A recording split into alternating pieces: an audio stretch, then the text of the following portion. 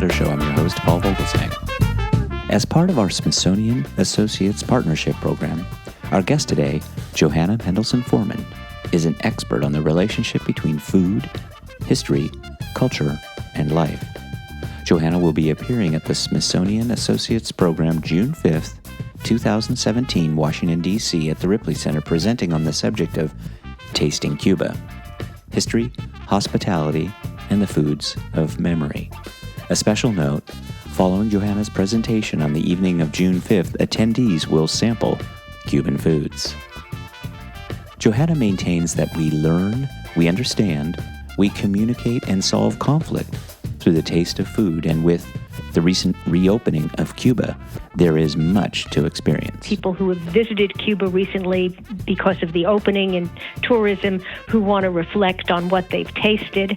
But the most interesting thing about food in general is that the way we know about countries is frequently through our palates. That, of course, was our guest today, Johanna Mendelson Forman. Johanna is a fascinating guest, and I'm certain you'll love this interview. I learned a great deal from Johanna, who, over 20 years of experience, has become one of the leading voices on this new approach to the intersection of food, history, hospitality, culture, and even conflict.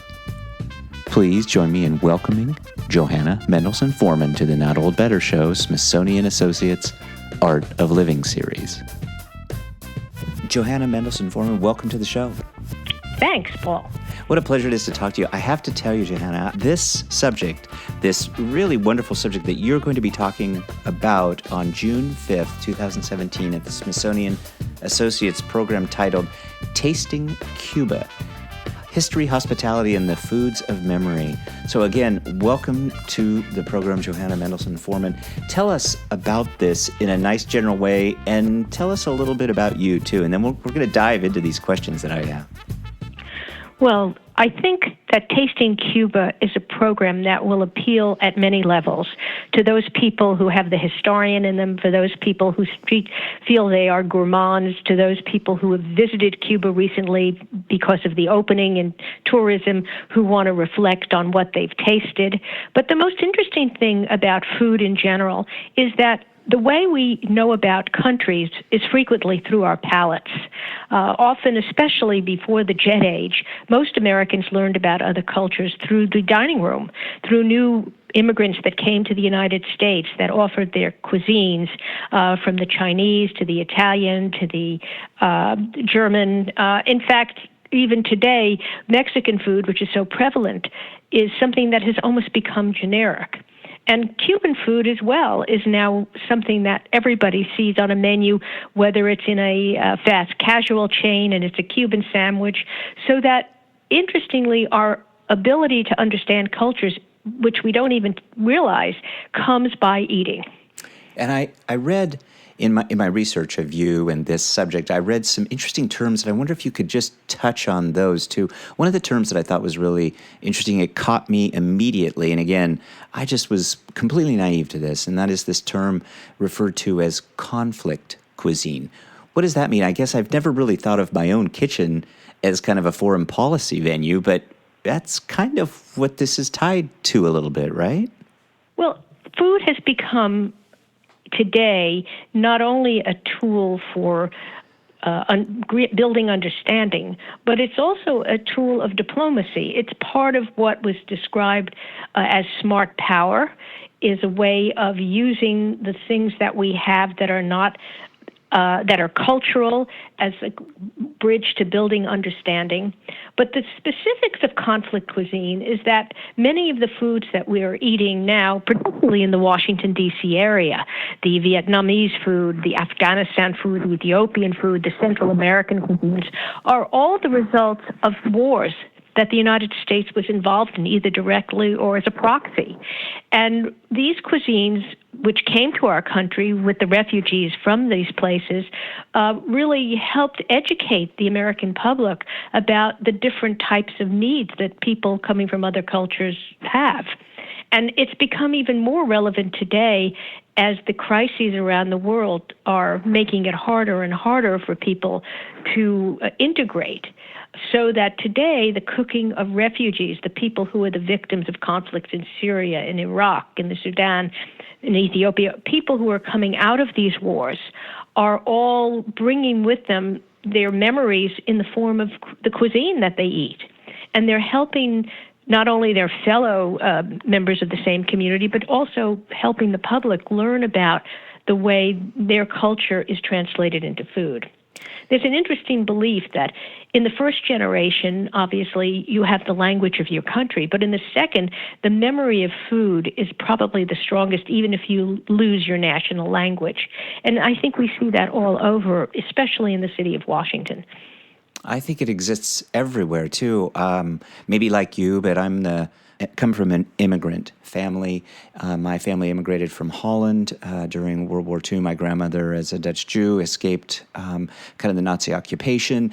And to this day, my dad, he still cooks.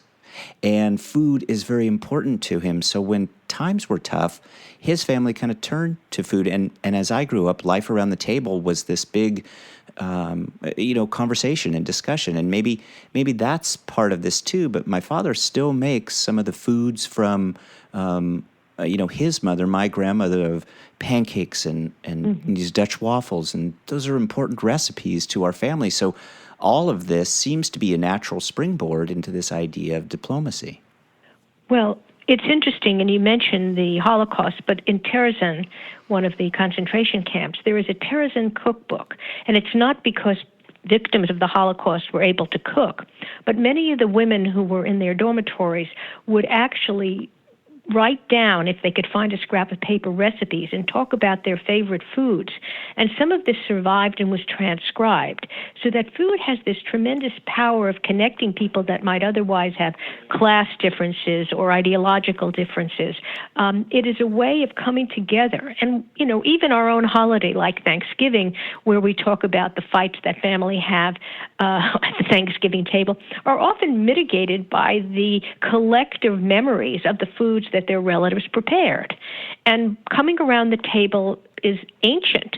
It's something that the Romans used. It's something that the Greeks used. The ability to talk over food is a very powerful tool. And we see it even in the White House dinners that are held. We see it in the social dinners that we go to.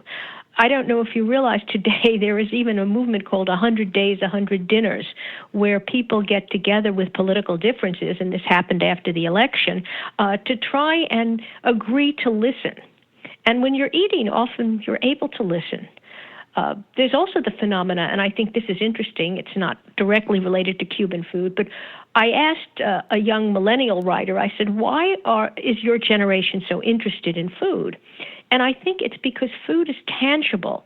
It's something you do with other people, whereas most of our lives are today spent in front of screens most of the day. We look at our computers, we look at our phones. We don't use our hands except to type. So when you cook, you actually use your hands. You have to interact. You have to touch ingredients. So food provides this tangible relationship with something real. We're with Johanna Mendelson Forman. Johanna is going to be at the Smithsonian Associates June 5th, 2017 at the Ripley Center talking about Tasting Cuba, the history, hospitality, and the foods of memory. What are food memories that come from Cuba? Tell us a little bit about that. Are they specific foods? Are they feelings? Are they conversation? How does that all kind of interweave? Yeah, so and that's a great question. The idea behind this program really came as an inspiration from my students' work at American University. I had them map different cuisines in the region, and one of my students was a Cuban American, and she said, I'm going to map Cuban food. And what she pointed out is something I knew as an academic, and that is that food is dynamic. And just the way you talk about your grandmother's food being transformed by your father and your own interpretations, Cuban food has many generations or iterations would be a better word, where the first generation that came here in the 60s after Castro took over the government is what I call the food of nostalgia, where people are recreating the food they ate around the dinner table. Then after that, when the Soviets came into Cuba and there were, more imported foods from the Eastern Bloc, you had this whole generation of people who were schooled in the eastern part of Europe and had a taste for Russian canned goods. So you have stores in Miami today that specialize in importing food from Eastern Europe and Russia because people still love the taste of the canned sardines or the canned beets. You also have a newer generation of people who came over during the Mariel boat lift. Their food is different than the food of nostalgia because there was already scarcity in Cuba. So they use many of the same ingredients, but the way they cook it, the access to oil, the access to sugar, because everything was rationed, is different. And so they prepare foods in different ways. Now, of course, everybody made traditional Cuban sandwiches, but they didn't even have meat in some cases. So they made variations of this. The things that were plentiful are obviously more present in those foods. You had the next movement of Cubans coming here, the balseros, the people who came in the rafts. And those folks in the 90s were even more subject to scarcity. There was a special period, and that was a time of great starvation. The average Cuban lost about 20 pounds during that time. This was after the Soviets cut them off. Russia became a country. The exports from Russia ended, and Cuba was on its own. And through very bad policy planning on the part of the Cubans were literally starving to death. That came to an end, and then you had a new generation, which is really the generation that became more of an entrepreneurial class and said, okay, we're in this environment, the embargo isn't going to end, but we're going to figure out ways to get different kinds of foods in. And this is when you had the entrepreneurial class creating what we know as paladares. These are the restaurants that were built inside people's home. The government regulated them quite strictly at the beginning, saying you could only have 12 guests and the workers had to be members of the family. That movement today has grown into a much bigger movement. And finally, you have this whole generation in Miami, which is really a place where the refugees from Cuba went and continue to go because of the policies that we've had, which allow Cubans to come in under a special waiver so they get their green cards, although that's just ended. And that generation has created what I would say is a fusion of all these different trends, but also using the plenty of the American kitchen to make these dishes that use the tastes, but also make them richer, that fuse the Asian cuisine in them.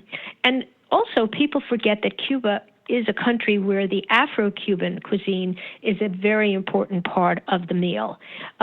Slavery was in Cuba the longest, except for Brazil, and the food of Africa very much comes up among the Afro community and is integrated into Cuban cuisine.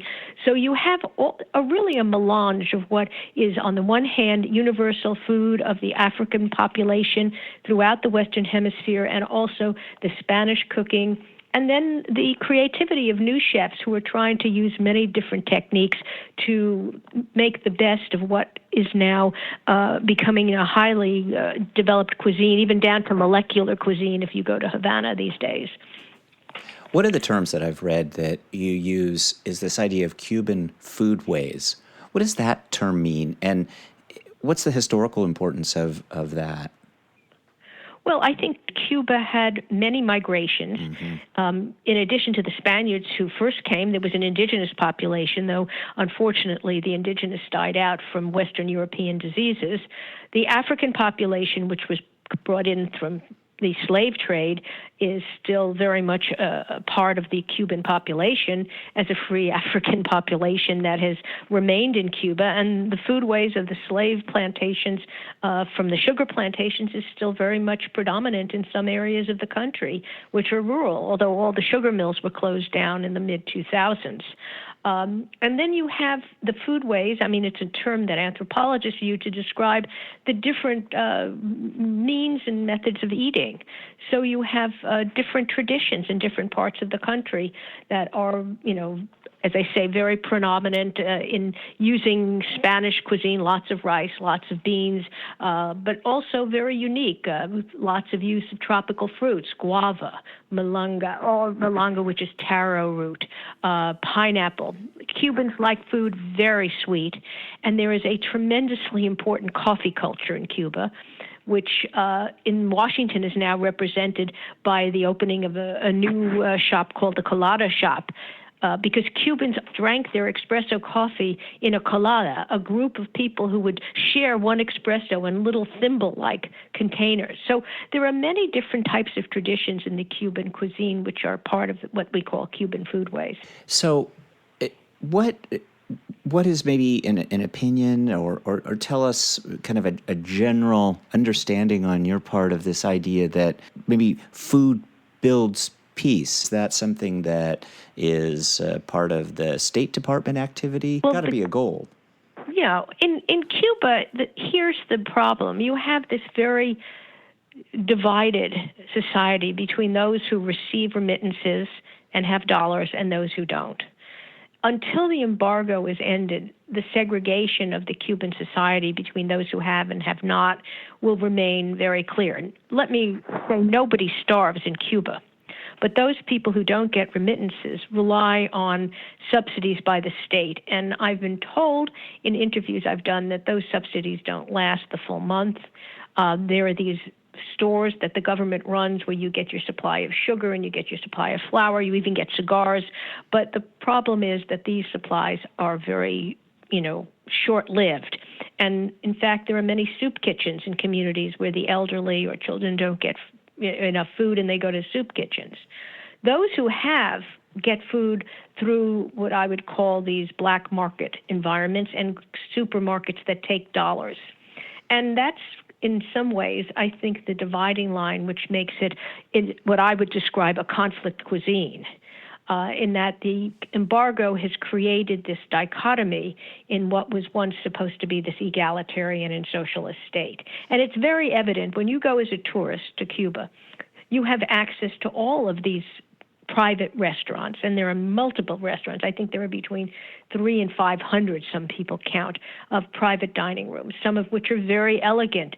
They are able to grow their own vegetables. They have money to bring things. They call it the Samsonite economy because they send people, believe it or not, to Costco in Miami or Costco in Cancun, and people bring in suitcases full of contraband food like chocolate and dried fruits, which aren't available in Cuba. Because in Cuba, the food supplies are managed by a military concession. And if you don't have access to this, then you have to work on the black market.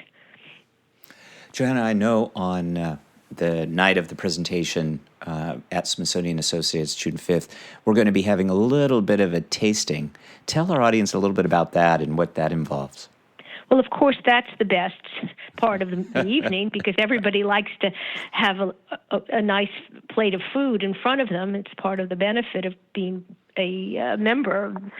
But we're going to have a very traditional Cuban dish, which is called ropa vieja.